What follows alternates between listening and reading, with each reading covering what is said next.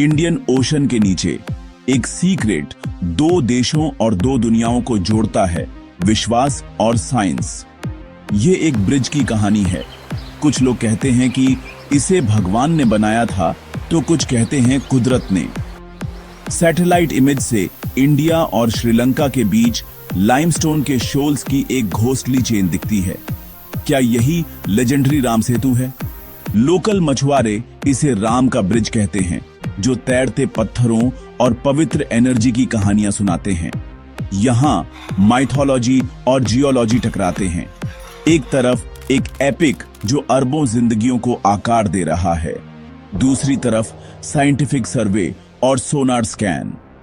क्या एक सच दूसरे को गलत साबित करता है, या क्या दोनों कहानियां आपस में गूंथी हो सकती हैं, जिससे अकेले से भी ज्यादा रिच नैरेटिव बने? त्रेता युग में वापस चलते हैं। देवताओं और राक्षसों का एक युगा। भगवान राम सियाता को लंका से बचाने की बेताबी में एक ऐसे ओशन का सामना करते हैं जिसे जीता नहीं जा सकता।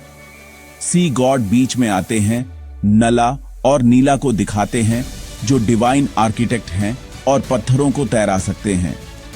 हनुमान के नेतृत्व में वानरों की एक सेना पत्थर पत्थर जोड़कर ब्रिज बनाती है, जय श्री राम का जाप करते हुए। रामायण कहती है कि ब्रिज 5 दिनों में बन गया था। यह आस्था और भक्ति का एक कमाल था। एक छोटी गिलहरी भी मदद करती है, जो यह सिंबलाइज करती है कि सर्विस का हर एक्ट इंपॉर्टेंट है। लाखों लोगों के लिए राम सेतु सिर्फ जियोलॉजी नहीं है, यह एक पवित्र अवशेष है। इस बात का सबूत है कि भक्ति से कोई भी ऑब्स्टेकल नामुमकिन नहीं है। यह ब्रिज आस्था, यूनिटी और डिवाइन पर्पस का एक टेस्टामेंट है। अब साइंस की दुनिया में एंटर करते हैं। साइंटिस्ट एक सैंडबार के ऊपर लाइमस्टोन के शोल्स की एक चेन देखते हैं, जो शायद हजारों सालों में कोस्टल करंट से बनी है। लेकिन ऊपर के पत्थर नीचे के सैंडबार से पुराने हैं। एक पहेली जो ह्यूमन इंटरवेंशन की ओर इशारा करती है। क्या एंशिएंट इंजीनियरों ने इन पत्थरों को ढोया होगा, जो रामायण की कहानी से मेल खाता है? कई पत्थर प्यूमिस हैं, जो तैरने के लिए जाने जाते हैं। शायद तैरते पत्थरों की लेजेंड इस नेचुरल प्रॉपर्टी में निहित है। साइंस हमेशा मिथक को गलत साबित नहीं करती। कभी कभी यह लेजेंड के पीछे की इंजेन्युइटी को दिखाती है। पत्थर साइंस और स्क्रिप्चर के बीच एक कहानी कहते हैं।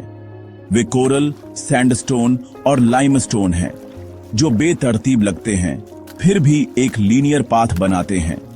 तैरते पत्थरों की लेजेंड बनी हुई है। यहां कुछ पत्थर सच में तैरते हैं। स्केप्टिक्स जियोलॉजी का हवाला देते हैं, लेकिन बिलीवर्स पूछते हैं, एंशिएंट बिल्डरों को इन पत्थरों का इस्तेमाल करना कैसे पता चला? 48 किलोमीटर लंबा कॉजवे बनाने के लिए बहुत ज्यादा नॉलेज और कोऑर्डिनेशन की जरूरत थी।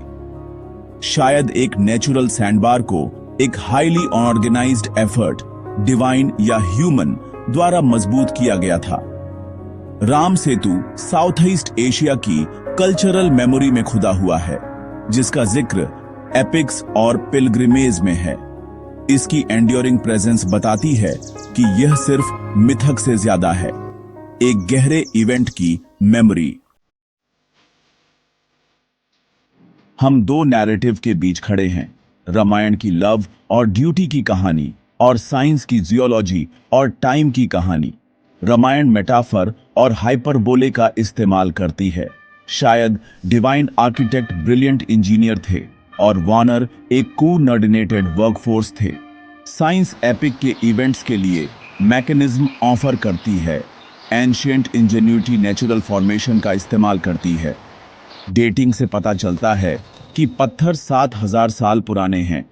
सैंडबार 4000 साल पुराना है, जो एपिक की टाइमलाइन के करीब है।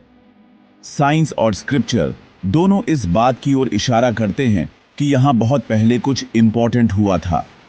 यह ब्रिज सिनर्जी का एक सिंबल है, नेचर की पावर और ह्यूमन विल। यह या तो या नहीं है, बल्कि दोनों है। एक नेचुरल फॉर्मेशन और इंजीनियरिंग का कमाल, एक जियोलॉजिकल मार्वल और एक पवित्र टेस्टामेंट। राम सेतु सिर्फ दो किनारों को ही नहीं, बल्कि दो सच्चाइयों को जोड़ता है।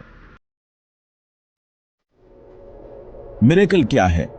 क्या यह नेचर का उल्लंघन है या नेचर के नियम सही समय पर परफेक्ट हार्मनी में काम कर रहे हैं? शायद राम सेतु का असली मिस्ट्री इसका ठीक उस समय मौजूद होना है जब इसकी जरूरत थी। क्या यह लक था या एक ग्रैंड डिजाइन?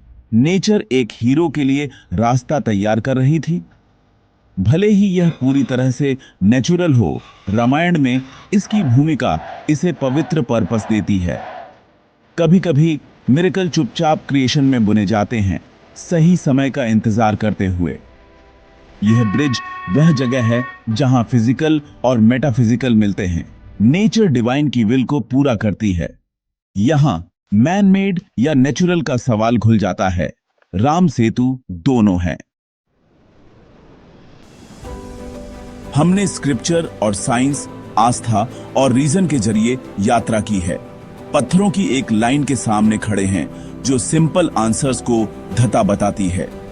क्या राम सेतु एक मिरेकल था या एक फेनोमेनन? असली सवाल ज्यादा गहरा है। इसकी पावर उन दुनियाओं के बीच एक ब्रिज के रूप में है जिन्हें हमने अलग कर दिया है। आस्था और रीजन, यह हमें दोनों सच्चाइयों को पकड़ने, मिस्ट्री और विस्मय के साथ जीने के लिए कहता है। यह ब्रिज एक पैराडॉक्स है। पृथ्वी पर खुदा एक क्वेश्चन मार्क जो हमें सोचने के लिए प्रेरित करता है। किसी एक साइड को चुनने की जल्दी न करें, मिस्ट्री को गले लगाएं। राम सेतु हमारे एंशिएंट पास्ट को हमारे साइंटिफिक प्रेजेंट से जोड़ता है, दिल को दिमाग से। यह ब्रिज रियल है और यह अपने आप में एक मिरेकल है।